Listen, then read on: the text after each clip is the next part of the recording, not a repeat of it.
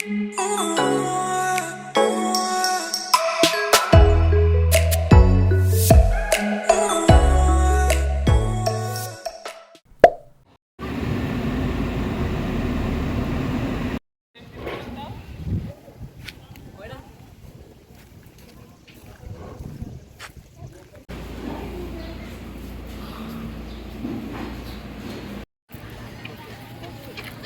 super nice here. Hey! Kasama ko si John, tsaka si Karen. So, dito kami sa Pagudpod. Pero ako, I have to go back to Manila tomorrow agad. Sila, they'll be staying until tomorrow. So far, ano na yung napuntahan natin? Yung windmills, yan. Okay, ikaw? Then, Malacanang Park. Okay. The best. The best kasi may kaban ng bayan. Ano yun? Bawal yun. Sige, okay lang. Hayaan mo na. Diba? Hayaan mo na yan. Ano pa, Karen? So far, okay. Yung beach, ang ganda ng Ang sunset. ganda ng Grabe. Tsaka, maganda rin yung, pinagstayan namin. Parang, ang total na ambag nila, magkano inambag nyo? 6K for 3 days. 6K for 3 Oh, days. 6K for 3 days. Then, Okay included na. na yun yung accommodation, food, same time, Yung mga expenses, gala. yung mga gala, entrance fees, gas, ganun.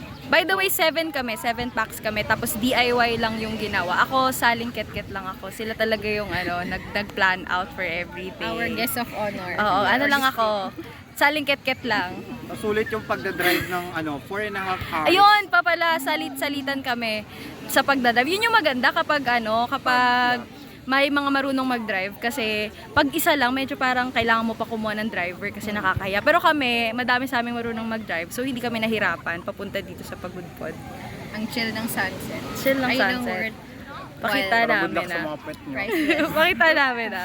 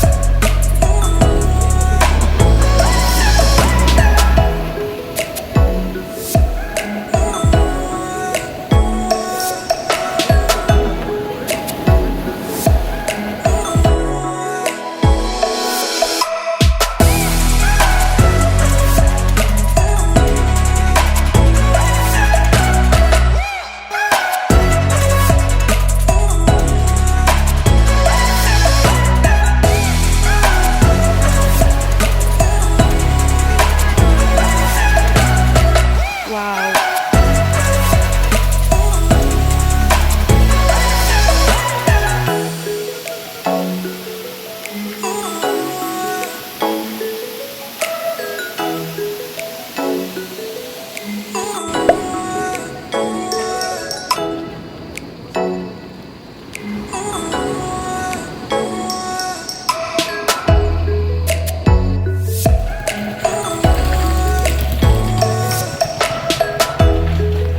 For lunch.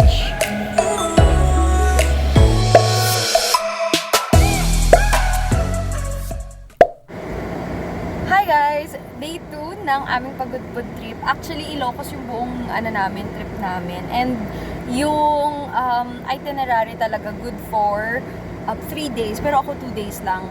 Nagulat ako kasi kala ko pupunta pa ako dun sa may Lawag para dun sa terminal ng papuntang Manila. Pero meron pala dito sa may Pagudpod, malapit lang din sa Casa Victoria. Parang dun sa kahabaan ng Saud Beach. It's just a 5 to 10 minute drive. Super lapit lang. Yung Florida na bus. So every day daw, 7 PM yung yung travel, and that's 1,250. So if you're planning to commute lang, wala kayong dalang kotse, pwede kayong pagpunta sa Sampaloc, Manila. Manila to Pagudpod, that's 1,250. Tapos yung Pagudpod to Manila nila, sa Sampaloc yung baba. Every 7 PM, pabalik sa Manila yung meron silang oras. Wala nang ibang oras isa lang talaga yung bus ng Florida na papunta. Wala na kaming iba dito nakitang terminal kasi karamihan na sa may Lawag. So pupunta ka pa doon. Super init, and then yung mga ibang destination dito, may mga entrance fees. So, magdala na lang kayo ng extra money. But so far, happy ako, lalo na dun sa pinagstayan namin. And then later, pupunta kami ng Villa Andreas. Nakakatawa kasi yung friend ko, gusto niya rin dito pumunta. Tapos yung itinerary dito, tsaka yung itinerary nakikita ko at gusto namin puntahan, same. So sabi ko, dito na lang ako sasama sa mga friends ng boyfriend ko kesa dun ako sumama sa Kala Alisa kasi konti lang kami. So mas maraming mag-aambagan for the food, budget, everything. So yon, total of 4,000 to 6,000 if you're traveling using your car. Tapos kung nasa 7 packs kayo, nasa ganun yung ginasta nila. Ako kasi parang less kasi syempre tawag dito, 2 days lang ako eh. Second day uwi na ako agad eh, 7 p.m. later. So kung gusto niya lang yung overnight stay, best if you do commute. Kasi everything's accessible naman yung mga iba dito. Pwede kang mag-rent ng mga tourist na travel agency na local lang. Wala akong makitang tricycle Unlike other beach houses, wala akong makita nun dito. So yun yung update ko so far.